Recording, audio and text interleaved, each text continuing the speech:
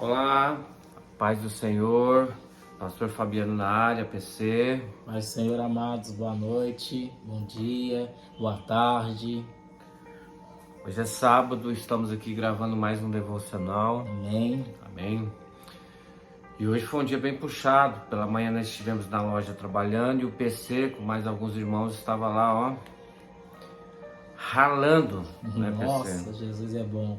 Nós fomos hoje fazer correria para o culto de manhã, deixar a igreja pronta para receber os irmãos. E foi um dia assim, muito trabalho, né? Agradecer o Wesley e o irmão Nilson que ajudou lá, a esposa dele também esteve lá com a gente. Edilene, e ajudou a gente lá. Ela ficou só na parte da manhã, à tarde ela foi embora, mas foi assim, uma correria, busca trem, assim, né? A obra de Deus precisa de pessoas para que ela caminhe mais tranquilo, né? Muito voluntários, assim, porque é um projeto muito grande para poucas pessoas ainda, amém? Estamos juntos. Pois é, amados, amanhã a gente já andou 80% praticamente, o altar praticamente está pronto. Para finalizar, falta muito pouco. Essa semana, em nome de Jesus, nós vamos estar finalizando todo o altar.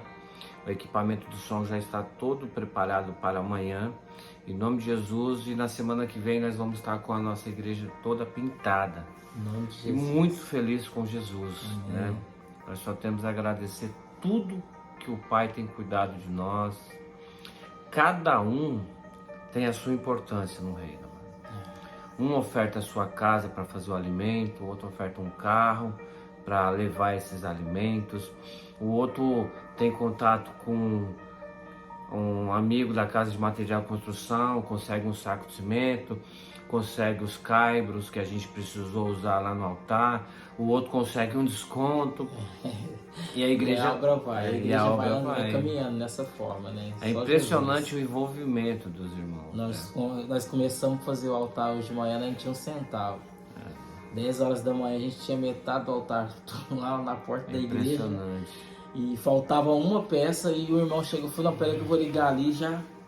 Eu, não, pode ir lá na loja buscar lá que eu vou ofertar para vocês. Então, é impressionante, Deus tá no negócio, gente. Deus o tá cuidado, o zelo, sabe, irmãos? A gente ganhou praticamente 20 cadeiras.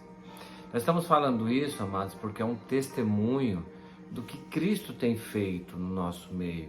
Não tem existido manipulação, não tem existido conchavo. As pessoas vão abençoando, as pessoas vão ajudando com o coração aberto, amados. Pois bem, então vamos lá. Né? Nós temos uma passagem a qual a gente quer trocar ideia com vocês na noite de hoje. Falar de uma parte muito importante da igreja. Que se não for o Espírito Santo, não tem igreja. Porque a base de tudo é o Espírito Santo, que é Jesus e é o próprio Deus. E nós queremos falar sobre esse tema. O livro de Atos, o livro da igreja. Amém? Atos 1:8. Maravilha? Vamos lá, pega a visão.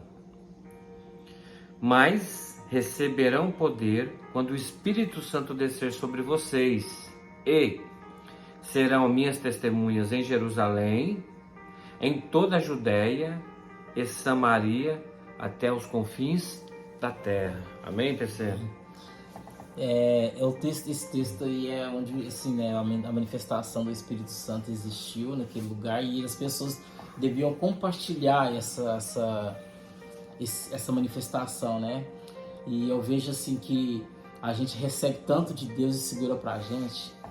Às vezes Deus tá te dando uma visão, tá te dando uma palavra, tá te dando uma mensagem, você tá segurando com você. Às vezes Ele quer que você vá e faça e fale dessa palavra para alguém, mas por limitações, a gente medo, né? A maioria das vezes é medo das pessoas. Ah, não foi Deus que falou comigo. Quem garante que não? É assim vamos, né? É interessante assim a gente pontuar esse versículo e entender que é a primeira manifestação do Espírito Santo de Deus. Até então, o Espírito ainda não havia se manifestado sobre a igreja, porque Jesus tinha sido crucificado. E ele falou que ele voltaria, né? Para não deixar a igreja, ele prometeu que não deixaria a igreja órfã. E aqui fala assim, ó, mas receberão poder quando o Espírito descer sobre vocês. Então, assim, a igreja, ela passou, a partir desse versículo, tem um poder que ela não tinha tido, entre aspas, que é o Espírito Santo de Deus se manifestando sobre os apóstolos e a própria igreja.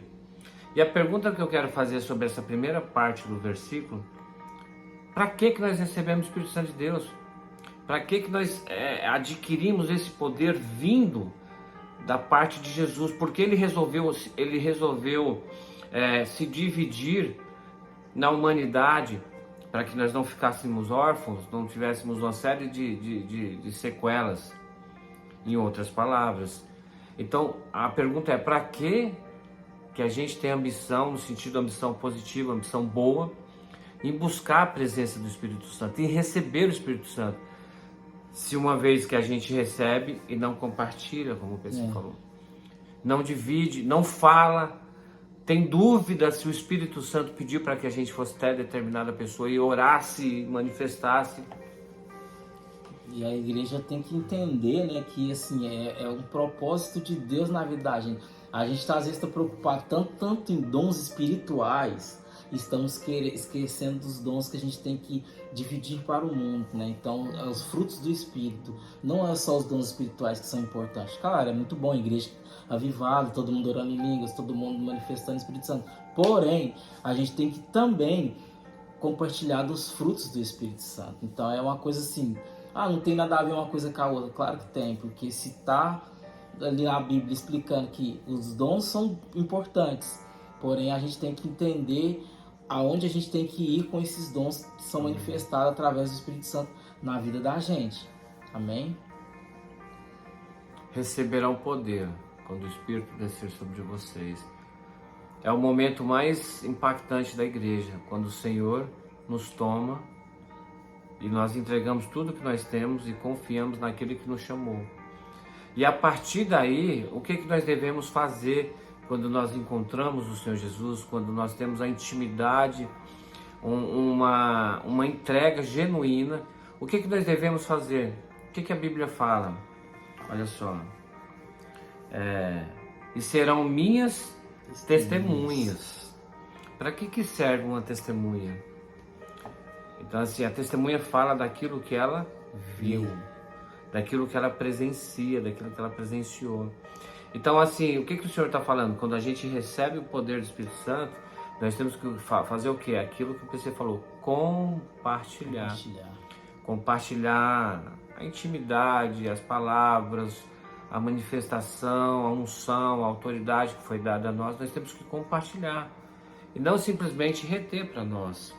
Mesmo porque, né, assim, eu vejo a história de Sansão, uma história que me encanta muito, porque quando Sansão sai da presença, eu entendo assim, que Sansão sai da presença e quando começou a tudo desabar e ele precisava de ter força, ele pediu para Deus que a única saída ali era, para nós é a mesma coisa, a única saída é o Espírito Santo de Deus, e o poder dele manifestado em você te torna maior que tudo, maior que tantas coisas que você pensa que não é capaz de fazer. Então, assim, quando o Espírito Santo manifestar genuinamente em você, você vai entender por que você foi levado à igreja. Você vai entender por que Deus te levou aonde você está. Você vai entender o trabalho que você tem e as pessoas que estão entrando na sua vida, por que Deus está colocando ela. Porque você vai ter realmente o experimento do Espírito Santo e o poder do Espírito Santo de Deus. Amém. E a Bíblia fala assim, serão minhas testemunhas, aonde? Em Jerusalém, toda a Judéia, Samaria, até os confins da terra. Precisamos entender essa unção que está, esse mandamento que está sobre esse versículo. Ele fala que serão minhas testemunhas em Jerusalém. E aonde o Espírito manifestou? Sobre a igreja em Jerusalém. Então a igreja tinha que testemunhar aonde eles estavam. E a partir daí a gente começa a entender que o Senhor não quer ficar num lugar isolado. O Senhor Jesus, ele se manifesta em Jerusalém e a igreja se esparrama, cresce em Jerusalém. E os discípulos achavam que estavam tudo sob controle. E o Senhor falou, só que tem uma promessa sobre esse versículo. É Jerusalém, a região da Judéia, Samaria até os confins da terra. Só que o evangelho tinha crescido muito em Jerusalém e eles estavam se sentindo confortável ali. Só que o Jesus permitiu? Jesus permitiu que houvesse uma expansão através de uma perseguição que houve sobre a igreja. Em Atos 8 fala que a igreja ela começou a sofrer uma perseguição aonde? Em Jerusalém. Então, quando a igreja ela é perseguida em Jerusalém, os discípulos permanecem e os novos convertidos se esparramam, Filipe, Estevão e tantos outros, a Bíblia chega aonde? A palavra de Deus chega na região de Samaria. Então, assim, é muito legal. Então, Deus permitiu que houvesse uma perseguição e todos pensavam, nós vamos acabar com a igreja de Cristo. E o interessante é o seguinte, todas as vezes que a igreja é perseguida, ela cresce mais. Sempre que há uma perseguição da parte humana ou da parte espiritual, do lado maligno, a igreja se renova e volta com mais forças. Nós tomamos como um exemplo a luta que a gente tem tido para começar esse ministério aqui em Garapava. Por quê?